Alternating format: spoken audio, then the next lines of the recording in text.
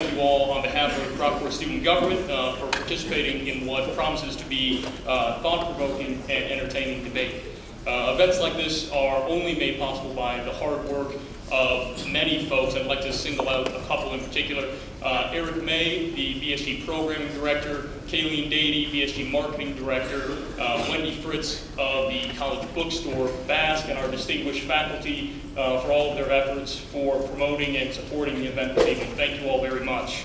And I hope that you're all excited about the relaunch of BSG's webpage in the spring and the return of programs like Brockport Idol, your spring concert, Brockport, and BSG Elections, which are all, like this event this evening, brought to you and supported by your BSG mandatory fee. And of course, I'd like to wish, on behalf of BSG, all of the students in attendance best of luck on their finals in the coming weeks. And now it gives me great pleasure to welcome Christopher Hitchens and Rabbi David Wolpe to Brockport to tonight's debate on the question, why does God matter? The reputations of our two distinguished speakers clearly precede them, but I will take a brief moment to introduce them. Christopher Hitchens is the author of the New York Times best-selling book, God Is Not Great, How Religion Poisons Everything, of which my favorite review was written by Esquire's Mark Warren, who said, "Thank God for Christopher Hitchens." He has been named one of the world's top 100 public intellectuals by Foreign Policy magazine, won the National Magazine Award for his contributions to Vanity Fair, and is an honorary associate of the National Secular Society. Rabbi David Wolpe is the author of Why Faith Matters and a leader in the conservative Jewish movements. As the senior rabbi at Sinai Temple in Los Angeles, he has been named the #1 pulpit rabbi in America by Newsweek magazine. He writes for several publications, including Huffington Post, The Washington Post, Jerusalem Post, The Jewish Week, and LA Times.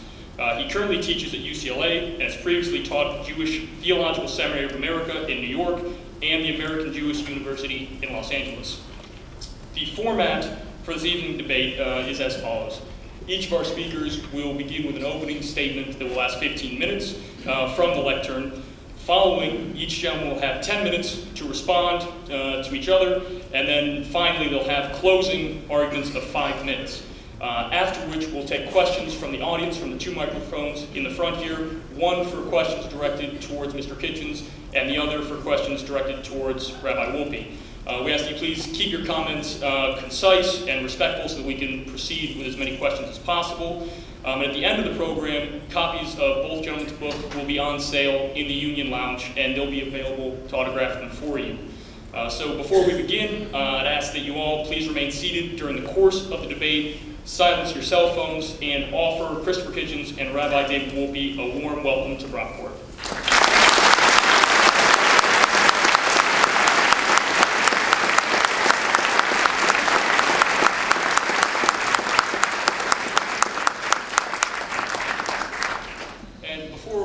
We're going to start with a coin flip to decide who goes first, just to ensure impartiality.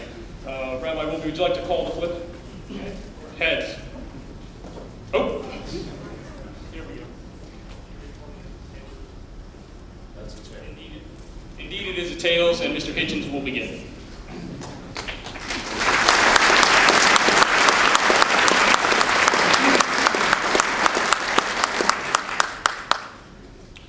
Thank you for that very handsome introduction. Thank you, ladies and gentlemen, brothers and sisters, for coming, for your courtesy and your curiosity on this very small subject.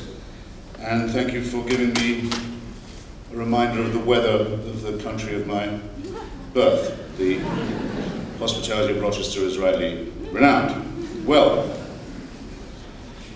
it's an unusual evening for both of us in that the motion before us isn't a for or against debate question. It's a reflection on the importance of a very well-known subject. And I'll begin by saying why the concept of a deity is important to me, and why I think it's so important to show that this entity is man-made, and it shows.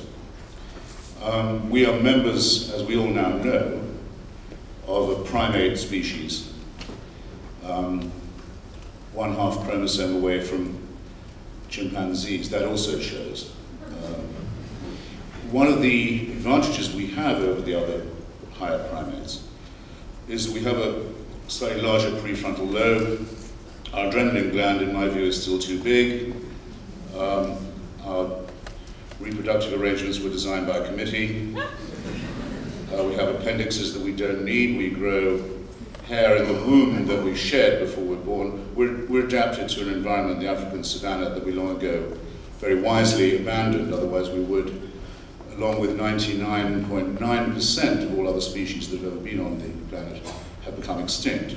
Some design, by the way, some creator that arranges such grotesque mass destructions and eliminations. But I may be getting ahead of myself. With these faculties anyway, such as they are, one of our great attainments is that we are pattern seekers.